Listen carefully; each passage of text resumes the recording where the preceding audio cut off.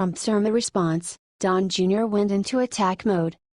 Yeah, the left thinks they are just so smart when they constantly insult the president. Luckily he's got a lot of friends and a great family to come up to the plate and defend him from their wacko attacks. Progressive filmmaker Michael Moore decided to give his 2 cents about how the Hurricane Irma disaster response should be run, questioning why President Trump's Florida resort Mar-a-Lago hasn't been open as a shelter. This clearly makes no sense as Mar-a-Lago was in an evacuation zone and people who were sheltering there would have been in grave danger. Like a lot of leftists, Moore didn't seem to be thinking this one through. Donald Trump Jr. came back swinging, duh. You know, these leftists really make it too easy sometimes. The Washington Examiner reports that a Trump Organization spokesman said Mar-a-Lago was taking all of the proper precautions to ensure that everyone is kept safe and secure. Welp, that settles that. No doubt Moore will continue to spout whatever random mischaracterization he can think of and his followers will all still believe. That's why we're trying to get this shared 50,000 times to combat leftist misinformation. H/T Washington Examiner.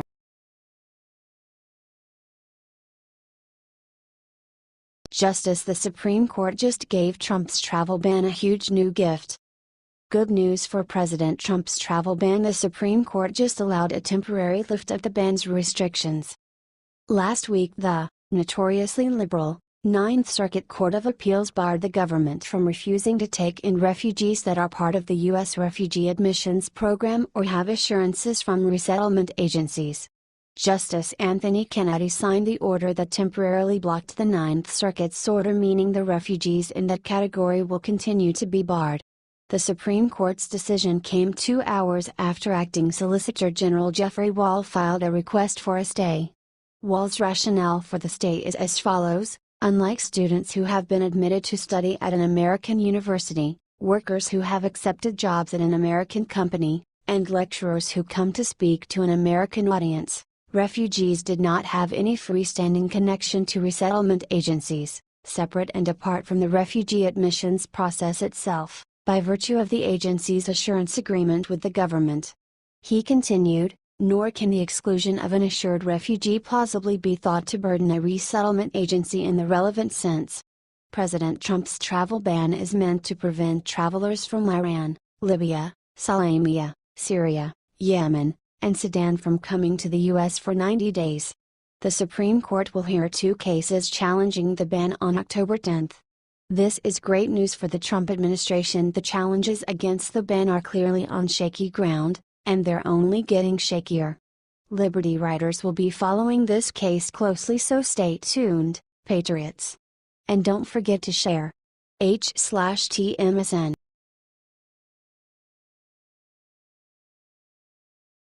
When liberal reporter mentioned James Comey, Sarah Sanders brought the beat down. White House Press Secretary Sarah Sanders did her thing Monday and brought the pain train bearing down on former FBI Director James Comey. A reporter from Reuters asked Sanders about Steve Bannon's 60 Minutes interview, in which he said the firing of James Comey was the biggest political mistake in modern history. As always, Sanders brought her A game, making sure everyone knows President Trump has no regrets. First, on the Comey firing, I think that we've been pretty clear what our position is. And certainly, I think that has been shown in the days that followed that the president was right in firing Director Comey. Then she reminded everyone exactly why Comey was fired, and the shady things he's done since then. Since Director Comey's firing, we've learned new information about his conduct that only provided further justification for that firing, including giving false testimony, leaking privileged information to journalists. He went outside of the chain of command and politicized an investigation into a presidential candidate. Boom baby. Then she hammers it home one more time for the people in the back. I think the president's been very clear about his position on that front. He's very pleased with the new director, and has full confidence in him to fully restore and lead the FBI. Watch her destroy the reporter here, whoop whoop. 3 cheers for Sarah Huckabee Sanders. No one sticks up for Trump the way she does, and no one does it with such tact. Share her sassy response at 50,000 times. H/T Real Clear Politic.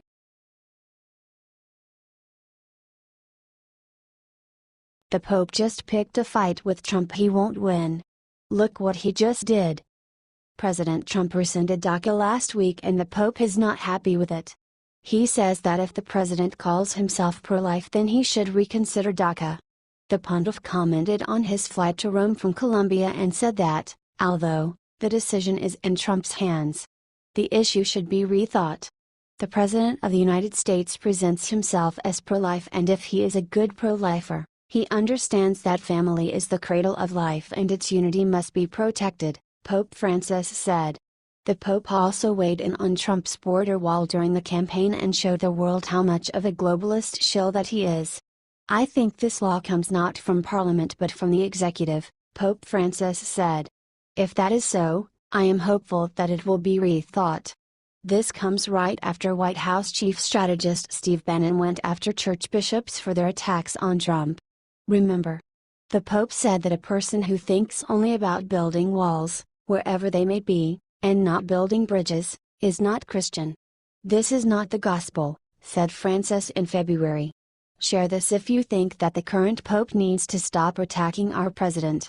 It makes everyone respect him way less.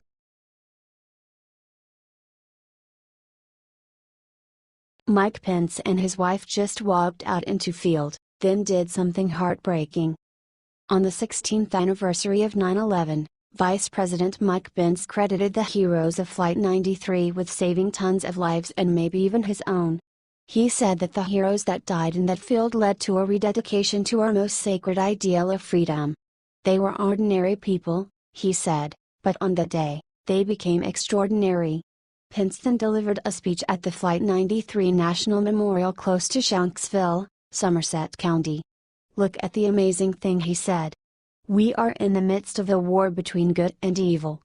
The first battle in that war took place in the skies above us and ended in this grassy meadow, Pence said. He continued giving his amazing speech below. Hundreds of people were sitting below him, including the family members of those on Flight 93. Pence called the passengers and crew on the flight men and women who looked evil squarely in the eye and, without regard for their personal safety, rushed forward to save lives. They charged the cockpit and took hold of their fate. Pence then told the story of where he was on September 11. It was the longest 12 minutes of my life, but it turned to 13 minutes, then 14. And then we were informed that the plane had gone down in a field in Pennsylvania, he said. So for me, it's personal. It's a debt I don't think I'll ever be able to repay. Because among the many lives that were saved by their selfless courage, they might well have saved my own life that day 16 years ago. Spread this everywhere. Mike Pence is right.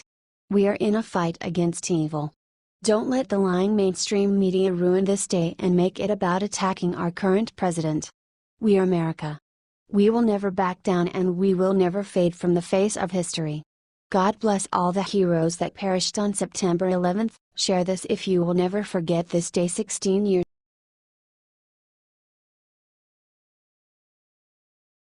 Trump wins again. The Supreme Court just announced what will have Trump grinning from ear to ear. The Supreme Court just sided with President Trump again, regarding his travel ban, which he ordered to keep Americans safe from radical Islamic terrorists.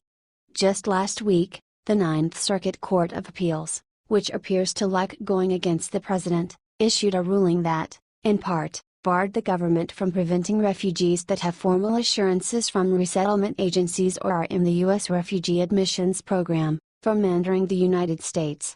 In short, the Ninth Circuit said, "Hey Trump, you can't stop these refugees from entering." Not surprisingly, Trump is working to change the Ninth Circuit Court of Appeal. Acting Solicitor General, Jeffrey Wall, filed a request for a stay of the Ninth Circuit's decision. Then, less than 2 hours later, the Supreme Court granted Trump's request. In short, the Supreme Court disagreed with the Ninth Circuit Court of Appeals regarding whether to allow these refugees in. Courtesy of Washington News via YouTube.com, importantly, the Supreme Court's action is temporary. Justice Kennedy, who signed the order, said they are waiting for a response from Hawaii. Reports The Hill, A federal district court judge in Hawaii blocked Trump's order in March and further weakened it in July by including grandparents, grandchildren, brothers-in-law, sisters-in-law, aunts, uncles, nieces, nephews and cousins of people in the U.S. and refugees working with resettlement agencies in the definition of what constitutes a bona fide relationship. The Supreme Court sided with Trump on his travel ban in June, but carved out an exemption for people with a bona fide relationship with a person or entity in the United States. Way to go, SCOTUS.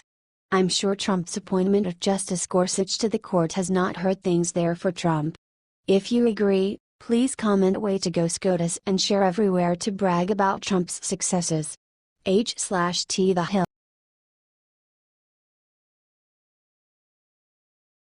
Counter-strike right after Dems attack General Kelly, Kelly ripped them to shreds. John Kelly is a lot of things. He is a Marine, a general, a patriot, and he is the Chief of Staff. However, one thing he is not is a pushover who is gonna take shit from a bunch of crybaby Dems. Just last week, Representative Luis Gutierrez, DL, called Kelly a disgrace to the uniform after Trump repealed DACA. Oh, by the way, Gutierrez has never served in our military. Today Kelly struck back with something fierce. He said in a letter to Fox that Gutierrez and the rest of Congress don't do a damn thing to help this great nation. As far as the congressmen and other irresponsible members of Congress are concerned, they have the luxury of saying what they want as they do nothing and have almost no responsibility. They can call people liars, but it would be inappropriate for me to say the same thing back at them. As my blessed mother used to say, empty barrels make the most noise. Now those right there, those are the words of a warrior. Those are the words of a man with conviction in his action and country in his heart.